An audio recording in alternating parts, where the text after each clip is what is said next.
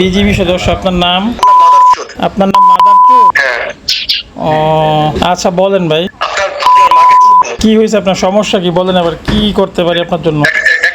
একটা বাহিনী নামে এগুলা আপনার করতে আপনার হয় না, উনি একজন সৎ লোক।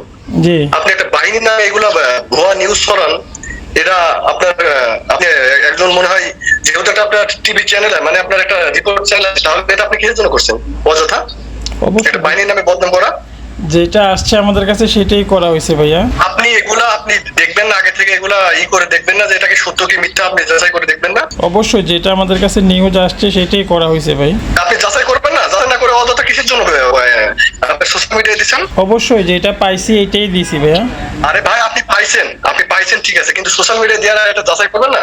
যেটা সত্য সেটাই তুলে ধরা হয়েছে এখানে। ও আচ্ছা, আপনার নামটা কি? আমার নাম দিয়ে আপনি কি করবেন? আপনার নামটা কি? আপনি তো এটা যেভাবে বলতেছেন, আপনি এটা ব্যবহারটা সুন্দর করে নেয়। আপনি যদি একটা বিজেপি সদস্য হয়ে থাকেন, অবশ্যই আপনি একটা সুন্দরভাবে আমার সাথে আরে ব্যবহার ভাই, করা আপনি উচিত ছিল। আপনার নামটা কি? আপনার নামটা কি?